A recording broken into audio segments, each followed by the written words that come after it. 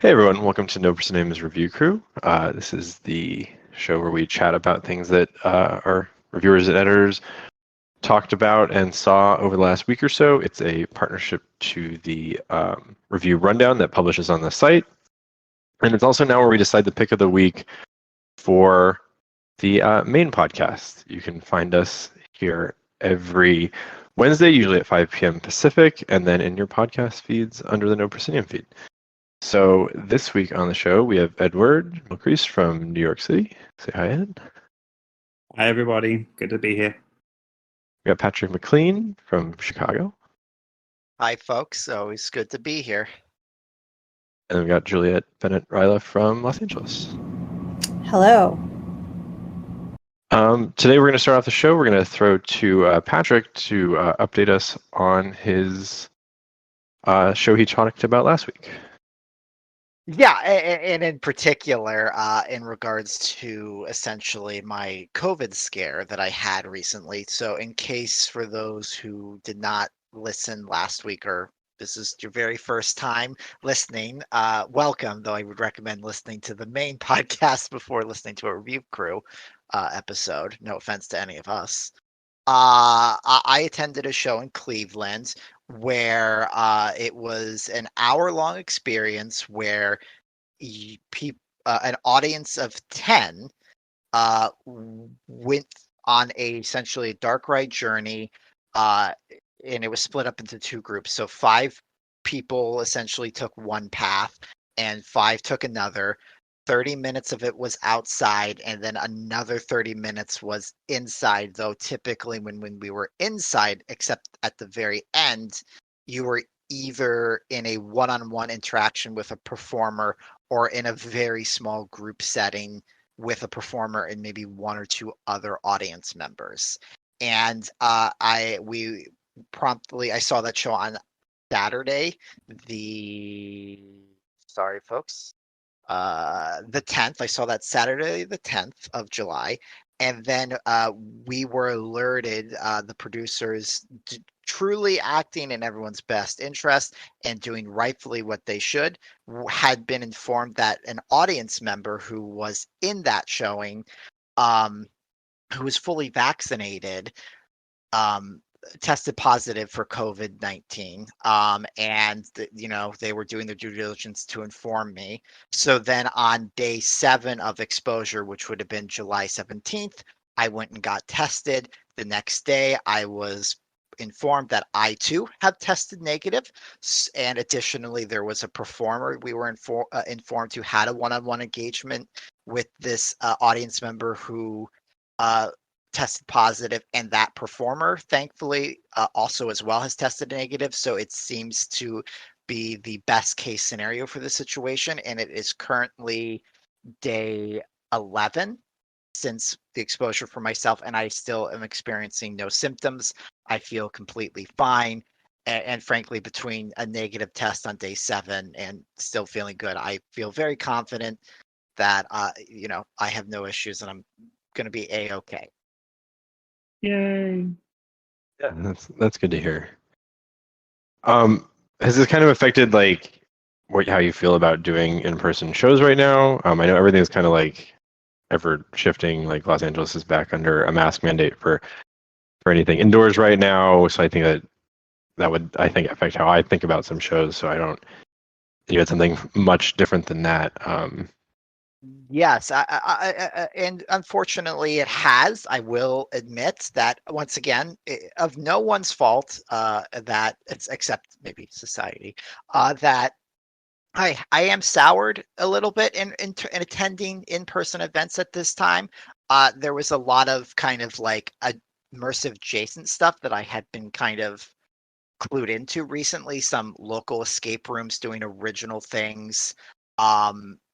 And so on and so forth. And frankly, I am a little hesitant to go anywhere with very large audience. I mean, I think about last week when Kevin, you talked about attending Brass Roots, and that was outside, and there was at least 100 people at your performance, and we're all taking rolls of the dice collectively, and we do need to be getting over this, but At this point, unless it's truly within our mandate 110%, I am going to be very much more slow to attend. But that said, I'm an adult, and we can't just sit around and not let things happen. So I think it's for better or worse. Like the ownership is falling to people to ensure that they are safe. So like moving forward, if people reach out locally in the area, I might ask some very pointed questions up front moving forward, right? Like what are we actively doing? How are we ensuring people are vaccinated? If they are, if someone is just nonstop coughing during a performance, what is your safety procedure to eject them? Things like that, just being pointed. And then frankly, just wearing a mask more generally. Though here in Chicago, just today, I went for a walk to get a little exercise before the pandemic, just to get some the podcast, not the pandemic, to get some fresh air. And I've seen. I'm not sure about you all because Juliet and Kevin, you're in LA, and Edward, you're in New York. I've seen an uptick in people wearing masks again in public spaces, just walking around on the street. So I also suspect that I am not alone in this thinking of just going the extra step to be a little more protective and a little more mindful of where I am and what I'm doing and who I'm interacting with. Yeah, I think that's something we've seen in LA too. Is like even when the mandate lifted for indoor stuff, a lot of people had kept masks on. I mean, a good chunk didn't, but I think we've seen some of that caution. I think it's different when you're like in an immersive show and you're like right up in people's faces too, and in small rooms, and like that intimacy is part of the point. So yeah, I think it'd be interesting to see how that kind of continues here too. I think you brought up brass rates too, and actually they did an interesting thing where you had to show your vaccine card or a picture of your vaccine card to get into the show. You had to wear a mask, even though it was outdoors. Was there anything like that around for the show you attended in terms of like proving your vaccination? No, they were following the CDC guidelines. And as we all know, as of this recording, the CDC says if you are fully vaccinated, you do not need to wear a mask for any reason. And I'm desperately trying to not be political about this, right?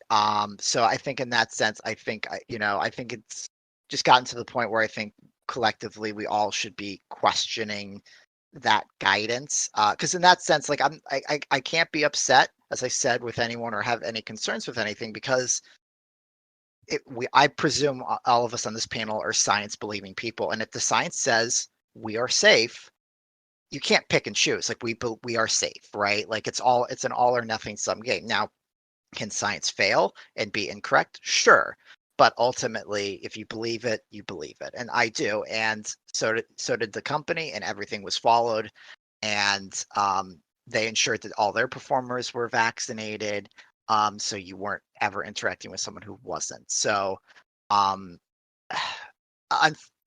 don't have a good answer for you, right? So I guess it's a sense of like we're all following the rules as required. And I guess the question is, are these rules sufficient? I think it's really fantastic to hear these thoughts on it. I mean, I think going forward for all creators, for all producers, this just becomes an extra part of the planning process, right? I mean, so far every producer should have health and safety mechanisms in place for car safety, for making sure that there are no situations where one-on-ones go sour, all that sort of stuff, and making sure that we're preventing any sort of harassment. And this is obviously just another step in that direction, another thing for producers to keep in mind. When it did happen, how were you reached out to? Did that process work for you personally, Patrick? Do you think? Yes, it did. But I mean, let's be thankful because the person who attended, who at the time was not presenting symptoms or anything, and came down with symptoms, got tested, and then informed everyone accordingly. I mean, so in many ways, I'm very thankful to that person too for going above and beyond to ensure that it seems I have tested positive.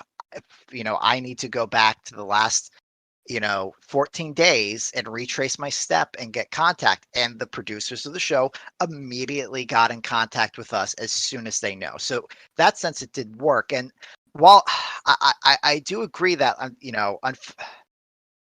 we do all need to be doing more, but I'm so resonant to say, like, all shows, even with My Scare, it's very unfortunate that we have to put this on producers and we have to put this on shows, that they have to go above and beyond to ensure the safety and protection of everyone. And I, I think to your point, Edward, I think you're right. Like, that's something we have to do. It's just very disappointing that they're being made to do it, right? Like, that the system of everyone going to get vaccinations to ensure that we are out of this sooner rather than later is not working, and there's further burdens on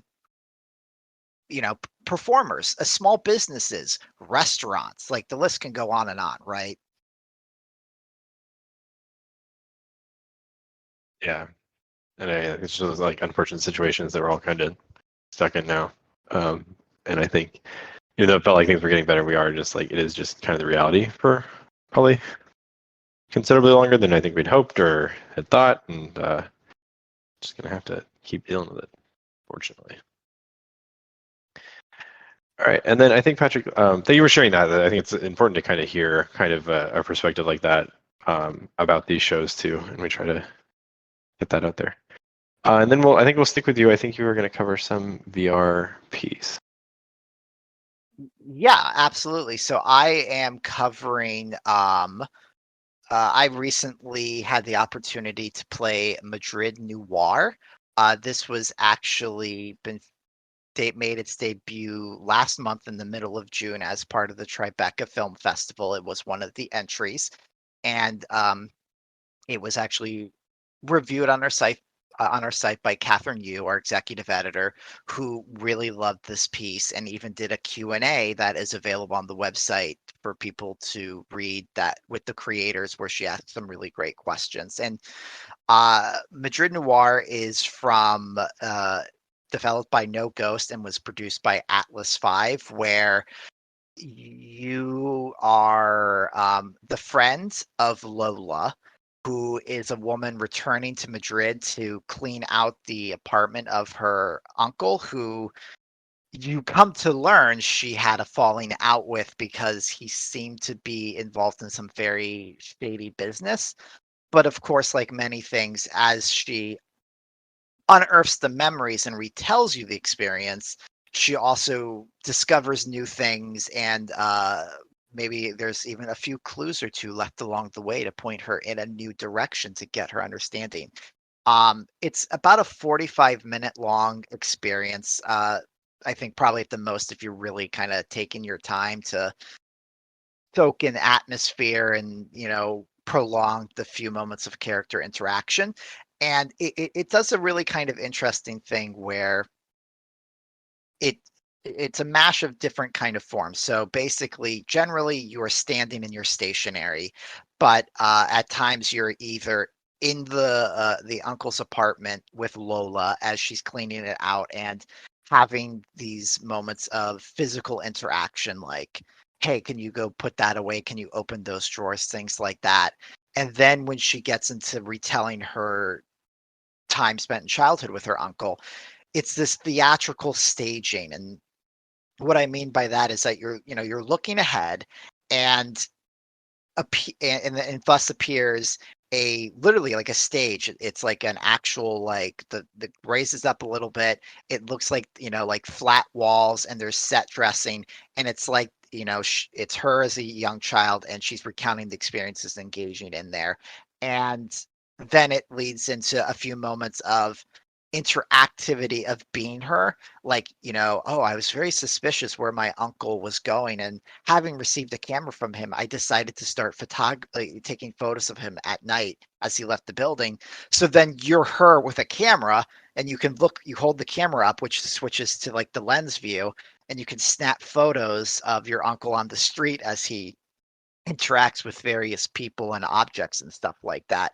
And so it bounces around, and uh, story wise and tonally, this is a really awesome experience.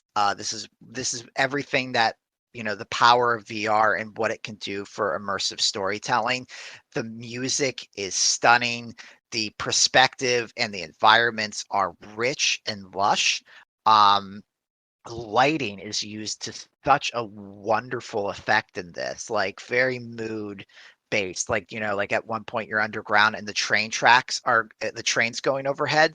So there's like the flashes of lights of like, the train going by, and it, things go in and out of the darkness as it goes by. And it's just truly lives up to the noir name of it.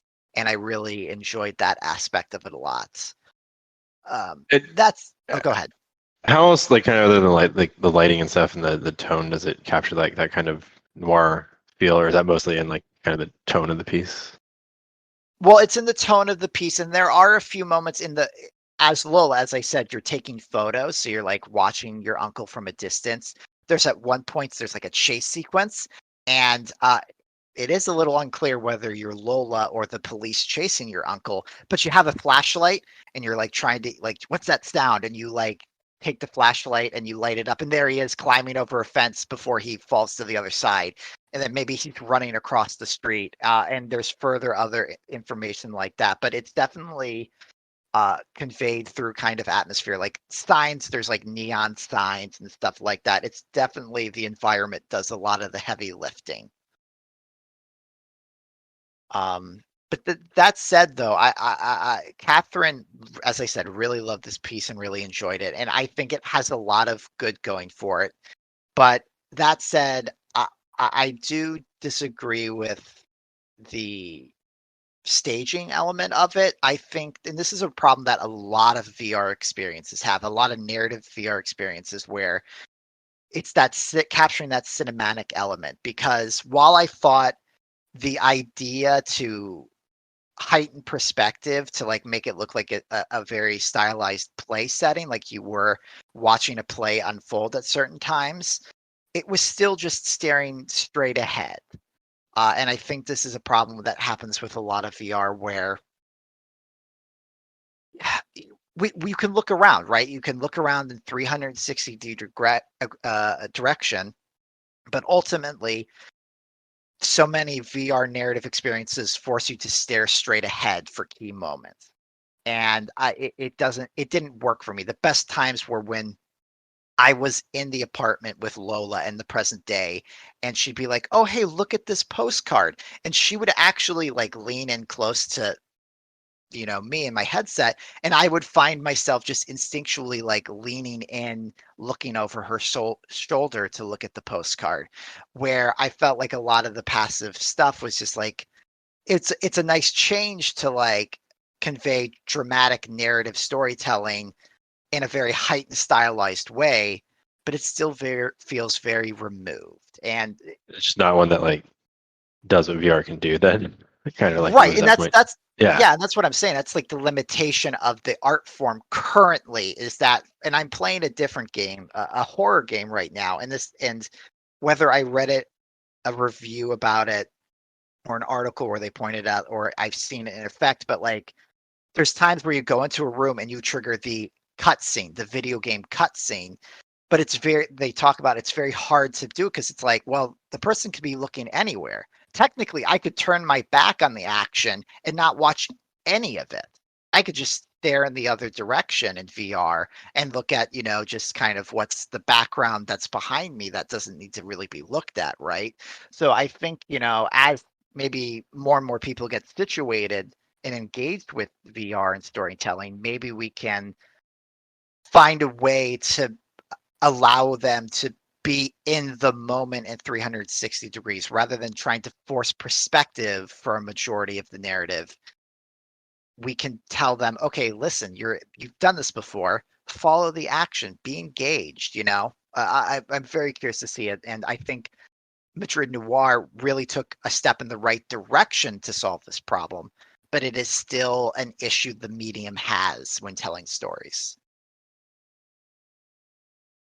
That's interesting, because I really wouldn't have like considered that, as like, I don't have a VR headset or anything, or way to kind of like do VR stuff, that I would have thought it would have been more interested in like taking advantage. But I think that's it's odd to learn that there's like that kind of limitation. They present things that way. But there's different ways to do it. I guess in that sense, there's other experiences.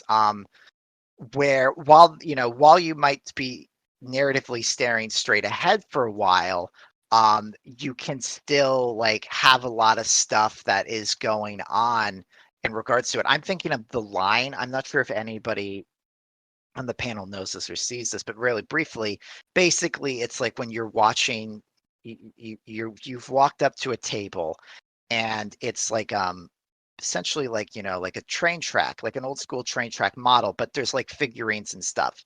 So you hit a button and you have the action occur, and then the person goes around the table and you look around and you follow the action, right? So, and while you're still stationary and ultimately just kind of staring straight ahead, the design of the table being larger than it could be in real life is an effect, right? Like I'm looking around, I follow the action in almost a 360-degree fashion. It's just not like look here, focus here. It's like follow the action, move, have some slight movement, engage with the power of the medium. So I think but that's also on a very small scale what the line does. So it's just a very kind of interesting thing. I think that as I said, that hopefully the medium will figure out. And while I ultimately at the end of the day, Madrid Noir, it's great. The story is there. It's very emotionally engaging. When the interaction happens with the characters, it's rewarding. It's of the world. You feel like you're part of it. Though unfortunately for some of it, you are just standing there passively watching it occur. Thanks for sharing about that one. Of course. Let's turn over to Edward. Okay, well, by contrast, the show I'm going to talk about was an in-person show here in New York City. I'm talking about the show Endure, otherwise known as a run-woman show, a pun on the classic one-woman show staple of New York City, which, of course, is something which has happened here for a long, long time. This is a show taking place in Central Park, right in the middle of Manhattan, founded by Melanie Jones, who has been running different iterations of the show for the past 10 years. And I was fortunate enough to get to see this the other week. And this really was a fantastic piece of immersive theatre. I was blown away by this show because of its simplicity. I don't know how the rest of you feel, but sometimes you see a show or you see a movie or an idea and you're like, how did no one think of this first? Like, how has this not already been done? It's so simple, but it worked so perfectly. So Endure, you follow a runner. It's as simple as that. You are invited to follow a runner as she is training for a marathon. And you follow her on her run around Central Park, and you are listening to her inner monologue, her inner thoughts and feelings about training, about what's convincing her to why is she doing this marathon, and some of the story that got her to where she is right now. The technical side of it is that we, all of the audience members are given headphones and given, it's actually just an iPod Shuffle at the beginning. No crazy technology, just an iPod Shuffle, and it was all synchronized all together. So as you follow her around the park, for me, our performer, her name was Katie Howes. There are a couple of different options there, but she will stop and she'll maybe dance, or she might monologue at us. Obviously, not speaking out loud, but the synchronization with the audio really was fantastic. So some really, really meaningful and very, very clever storytelling. It gets personal and it gets dark throughout there. There's a lot of backstory as to some of the character development of the unnamed runner, but it just draws you in such a delightful way. In the same way that with a show like Sleep No More, if you've ever been, the whole thing there is that people are running around that building, and it's because you don't want to miss out. It's like something's happening, so you've got to chase. And they are clear that for this show, you don't have to run, you don't have to follow closely. But I found myself absolutely giving chase 100%. As soon as she started running, I was like, well, I have to be right there. I have to be right there to see what happens. And it's a show where you are in control of the cinematography, if that makes sense. You are your own camera. You're your own director. There's no agency as far as we don't change the story. We don't change the audio, obviously. But having those moments of either being the one person who's next to her, or perhaps she'll turn and she's thinking about something and she directs that attention at you. Really beautiful. It's really simple. Like I say, it's a simple show in a lot of ways, but it really is a fantastic example of great immersive theatre. It's been 10 years in the running. The show's been run in places all around the world. It was at the Edinburgh Fringe for a while. But really, I think Central Park is an amazing home for it. Obviously, New York is an amazing backdrop, is an amazing set. And so other people are all around us, but at the same time are nothing to do with us, if that makes sense. It's quite bizarre. You're in this crowded park with families and everybody hanging out, but I was completely absorbed and involved in this story and following this runner the whole way through. By the end, it's a poignant moment where she starts to run laps around us, and then gradually the laps get larger and larger and larger until suddenly she just disappears and she runs off into the rest of the park. And it's one of those beautiful moments of just looking around and realizing that everybody has their own story, their own running narrative that they have, if that makes sense. And so just a really beautiful, poignant show. And it's one that I went along with my wife, and it certainly was the right kick up the butt to get back into running. So if nothing else, it succeeded in that. But a really exquisite show. I hope I explained it well enough, but yeah, I would heavily recommend this to anyone who's in New York City right now. Get a ticket, run, don't walk, go and get a ticket as quick as you can. It's truly beautiful. I have a question. Speaking of running, as someone who would probably the last time I ran was to make sure the ice cream didn't melt when I left the refrigerator door open. But by running, do you mean like truly like sprint marathon and like getting out in there, or can you really? Is it like this like jogging? I guess in that sense, it's just like define running, please. Right. And then actually, I kind of want to follow up on Patrick's question too, so he can maybe answer them at the same time. Is you mentioned that you don't have to run, and how does the show play if you kind of aren't keeping up with it, so to speak? So great questions, because the reason it works is because of the very smart teamwork that the show are doing. Obviously, there's a performer, and that's who you're following the whole time. But there were 2 or 3 other volunteers, other runners who were wearing separate shirts, who were at the tail end of the pack. So there was always a way. I'm sure the team have a very clever system of making sure that they know exactly how far they are. When I say running, she's jogging, she's jog running, but it's cleverly done so that she might run for a little while, but then she'll stop. So the people who aren't running can catch up. Or perhaps she might run in a way where she runs in a big loop, but if you were walking, you'd see that actually she's just going in a straight line. So there are ways to cut around it. Just speaking of that, the creative team around it are part and parcel of it.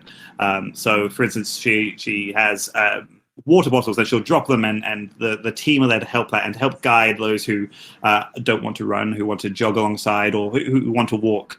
The really, really nice touch, and this is one that I think is a beautiful thing, is that you're given your program right at the beginning of the show, but it's given to you in the form of the runner's bib. You are given it with the little safety pins, and they ask you to pin it to your top. So you are part of the running crew, and immediately you're part of this marathon training or whatever you want to call it. And then on the flip side is the program for afterwards, which is just a really nice little design touch, which I really enjoyed. So it is a show where you don't have to run. I would encourage, if you are able to, then it's that thing of the more that you give into the show, the more that you'll get out of it. Just some moments of feeling like it really is just the 2 of you running.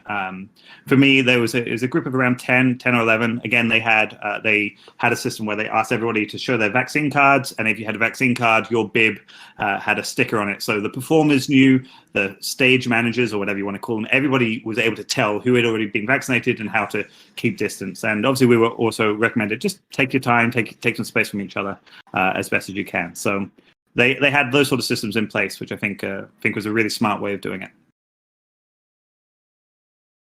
Yeah, I think it's cool because I'm a runner too, so I think it's one of those things I wish more shows would almost take advantage of, because it's so kind of immersive.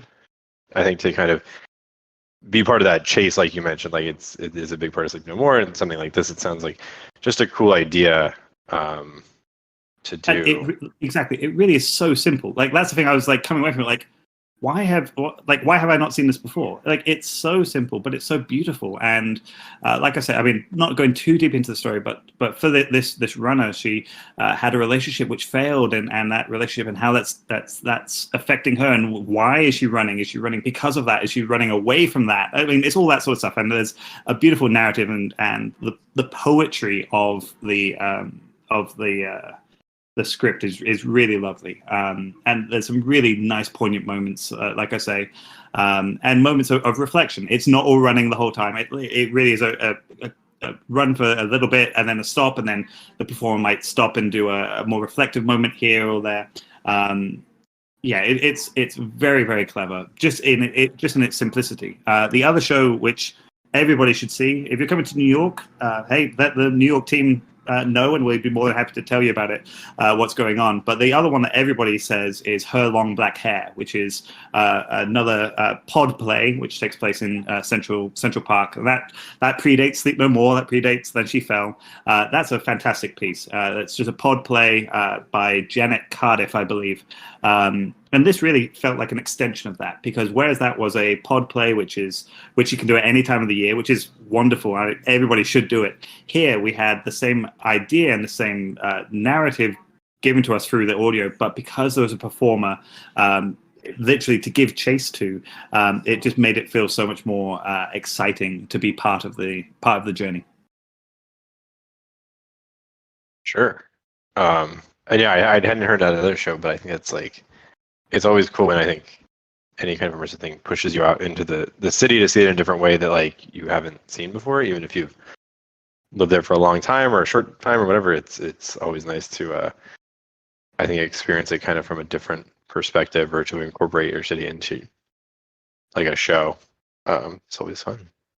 Absolutely. I mean, Central Park is unique. It is stunning and beautiful, and the fact that you have that as your backdrop, that's your set. I mean, there's no budget you could make to make a set for any show that would be as amazing and unique and bizarre as Central Park, or as New York City, or as whatever city you're in. So I think that would be one thing I would again push to people out there who are creators out there. Like, think about how you can get out into the city rather than bringing people into spaces, particularly right now. And I mean, following on from Patrick's conversation here about this COVID protocols and things, rather than bringing people in, why don't we go out more and really using that space? Obviously, still be safe. Please make sure you follow protocols, make sure you get the right permits and things if you're doing things out in public. But it's a great solution. Like, it's a great way of like, hey, we still want to do shows, we still want to tell stories, and we're going to do it in a way where people can take more distance, take more time if they need it, but you're also so blessed with an amazing backdrop. So yes, the show is running through August. I want to make sure that everybody hears about this show, and I don't see any reason why the show couldn't run in September, October, November, December. Running through Central Park and seeing like this marathoner's journey of like, having to do the training, even the days when it's not so good. I think it would be beautiful. So I think anybody who can see the show, if you're in New York, please pick up a ticket. For me, this has been the highlight of the year. It's right up there with immersive experiences that I've seen in New York. So huge kudos to the team. A beautiful story, and highly recommended. Thanks, Edward. If someone's in New York, that sounds cool. If I'm there and it's still running, I definitely want to check it out. All right, and now let's head over to Los Angeles and Juliet. So, yes, welcome to Los Angeles, where, as mentioned earlier, masks are back, which I am going to talk about a little bit with this show. So the show is called Every Day I'll Hope, and it comes from Siobhán O'Loughlin. I believe that's how you say her last name. And it takes place in a recording studio, and it's very, very intimate, but it's also very small. So it's kind of an interesting setup. I decided not to read anything about the show at all before I went, just so I could just have no spoilers whatsoever. And you're basically going to this recording studio to meet a woman named Bambi, that's who Siobhán plays. And she is some sort of TikTok superstar, e-girl, maybe more of a soft girl. I'm not really super well versed in those subcultures. But she's on TikTok, and she's a gamer, and she likes a lot of nerd stuff, and she's just got this big personality. And you are there to help her record her audiobook. So from the moment you get there, it is just assumed that you are some sort of voice actor, and you do this all the time, and you're familiar with how this whole thing works. So when you get into the studio, the way that it's set up is Bambi is the audio engineer. So she's on one side, and she is separated from you, with this partition. So you never really interact with her face to face.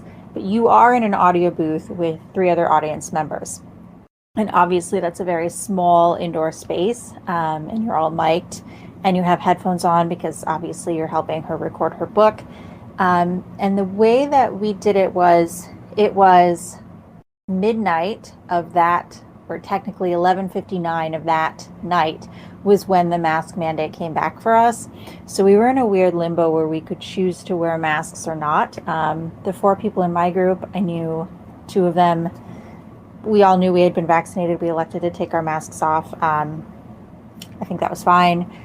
I'm curious about how that's going to work when the masks are on. Really quick, Juliet, if you don't mind me asking, did you guys, the audience, just collectively make that decision, or was that a conversation with the production team and the performer and all of that in the night of when you guys arrived? So it is an audience choice. There are only 4 audience members. So what they did, they had everyone close their eyes, and anyone who felt more comfortable if everyone was masked would raise their hand. I guess in our group, no one did. I kind of like that. I like that it's anonymous. I like that there's no, I guess, room for feeling embarrassed if you feel like you still want to keep your mask on. I feel like most people who go to theater shows like this would err on the side of making people feel comfortable. I don't think anyone would get in someone's face and say, like, I don't want to wear a mask in this environment. But I do like that you have the option to be anonymous, just in case you're feeling, I don't know, a little self-conscious about wanting to still wear it. But everyone in our group made the choice to not wear the mask. And now, of course, moving forward until LA changes direction, you will have to wear a mask in an indoor space. So that's not even a choice you have. So from there, you get in this space, and Bambi's just like, she's this force of personality. She's on TikTok all the time. She's got glitter on her face. She's wearing this really crazy outfit. She definitely lets you know how many, she has a lot of followers, and she's got a manager, and her whole life is wrapped up in this cult of personality. The only problem is she has not written her audiobook yet. And so what you're actually there to do is kind of be her muse.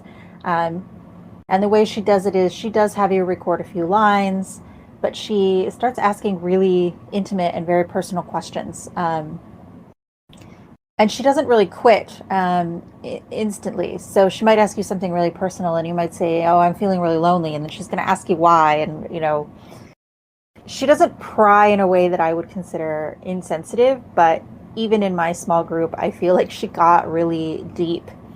And I feel like part of that happened because we were 4 people in a very small, intimate space. It just felt like a comfortable place to share. Which is why I'm curious about the masks, because I feel like maybe when you have the masks on, you feel less intimate, or maybe you feel more anonymous, so you still feel comfortable sharing. I don't know. And that's sort of interspersed with Bambi sharing pieces of herself, where she kind of goes off script, and she's no longer being this personality. She's being who she really is. And then, towards the end of it, you realize you're helping her create this thing, and it's really hard to describe how it wraps, because it seems so dependent on what you say. She doesn't keep your recordings forever, but she does incorporate them into the show. So you're really building the narrative with her.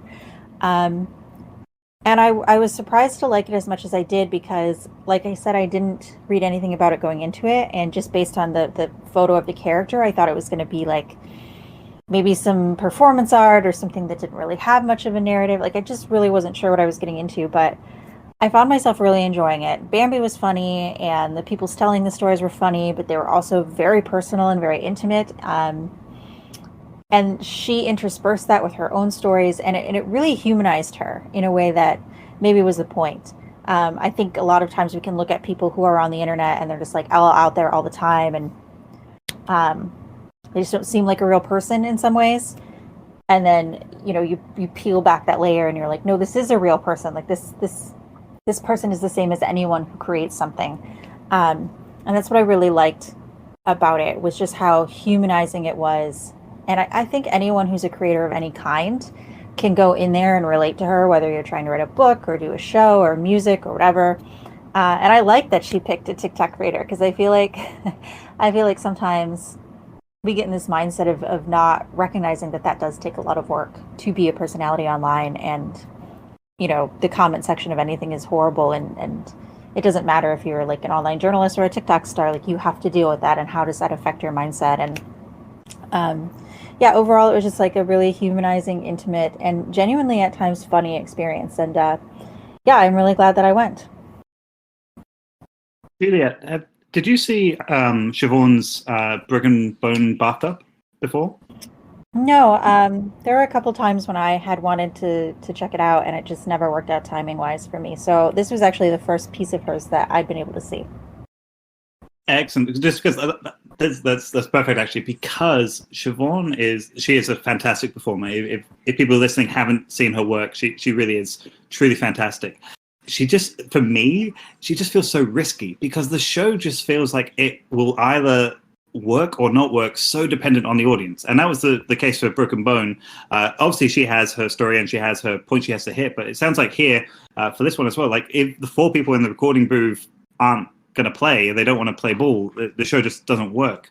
So I was just wondering, did you sense that she was, I mean, obviously she's in control, but did you feel those moments where she was in control? And perhaps could you speak about the tone a little bit as well, like, because it sounds very interesting, and I can see this either being quite dark or being like the complete opposite. So where did that fit, if that makes sense?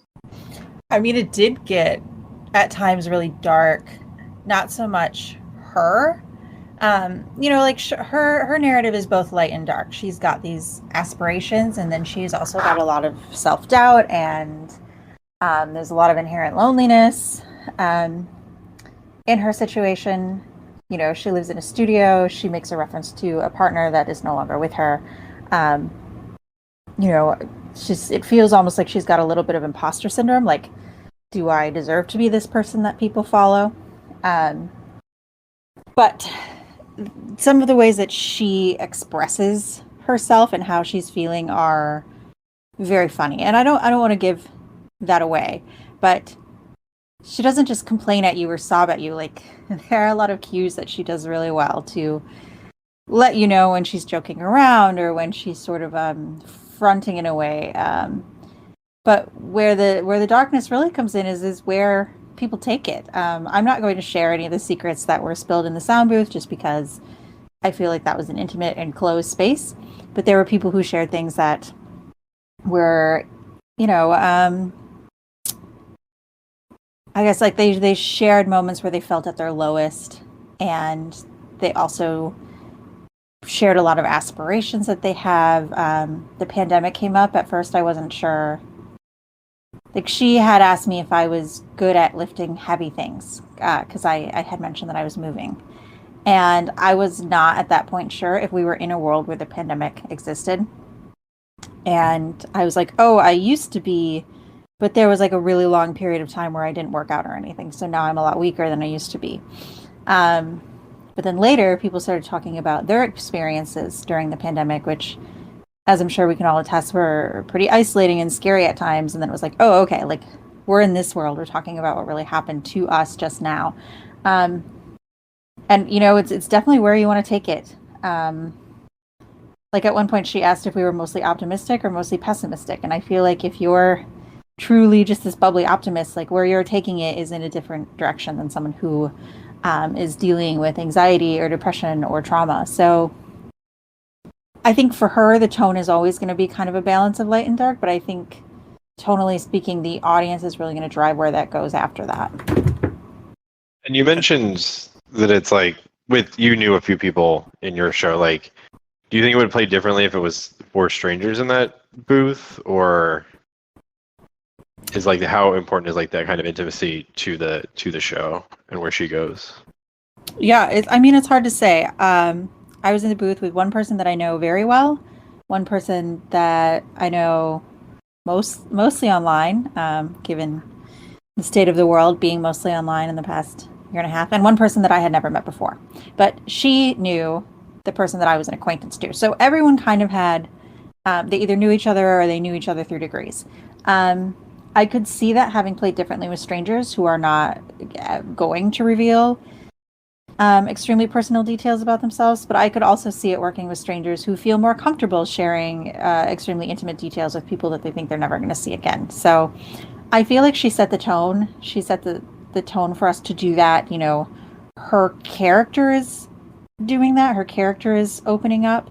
And it's also just kind of a very relaxing space. I personally feel really safe in smaller spaces, and a recording booth is ideal for me. So, I mean, I was always primed to feel very comfortable there. Yeah, I feel like I probably would have shared the exact same amount if I didn't know anybody. But I guess I can't speak for the other people.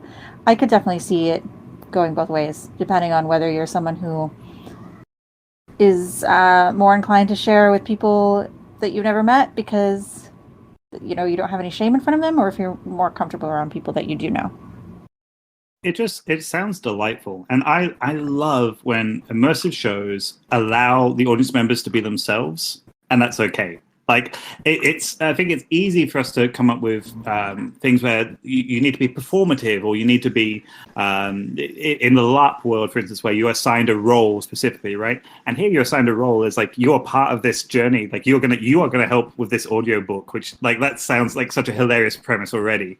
But how beautiful for people to be themselves. And like you say, all this stuff, like it's coming out of pandemic, coming out of that world of like having chances for people to share some of that in a show and to reflect on that. This is the stuff where immersive is unique. Like you can't get this on Broadway. You can't get this with movies. You can't get this with games. And even VR stuff, as great as that is, this is where that personal one-on-one or audience and one relationship just shines through. It sounds absolutely delightful. Yeah, I really enjoyed it. You know, I think it runs about an hour, and I think that's the perfect time. I think any longer and it would sort of drag, like, you know, like it's about as long as a therapy session, which makes a lot of sense. And yeah, it's really pleasant in that you're just kind of sitting in this space and vibing with other people. And she does assign you a role at the beginning because you have to fit in the archetypes of her audiobook. You know, there's the hero and the villain and the love interest and the sidekick, but you're not confined to those roles at all. Like it kind of goes wherever you want it to go, and that's pretty interesting. I really enjoyed it. I think anybody who's kind of like craving one of those intimate where you kind of walk out feeling like you went to a support group, or you went to therapy, or you went to a meditation session, like that's the kind of feeling it had for me. You know, it's not puzzles, it's not figuring something out, there's not you're not moving around, but it's just kind of it's just really nice. Cool.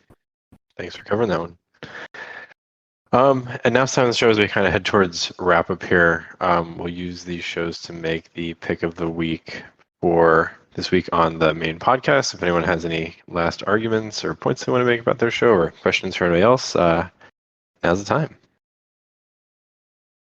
I find it fascinating that the 3 shows that we're talking about here, like they're so contrasted in their own ways. I think it's great that we have that mix of VR, which is predetermined and is there for you. We have an audio play, which is there but is out in space, and you have all of that. And then we have a far more intimate show. Obviously, mine is the best. Obviously, we're here in New York. We have to have some attitude about it. No, I think that this is such a fascinating discussion, and it's always great to hear about what's going on in the rest of the country. I should have said the run for us is about 75 minutes. It says about 5K, which I think is maybe a little strong, but that's the run time, if you will forgive the pun on that one. But yeah. So many. It really was a beautiful show, and it had that same sense that you were talking about, Juliet, of the idea of it's not therapy, but that beautiful self-reflective moment. But you were able to do it in an experience where, even though I was part of the journey, I didn't have agency, and I couldn't affect her story. I couldn't change her mind. I couldn't change where the narrative was going, but still had that sense of collective wonder, I suppose, at the end of the show. But yeah.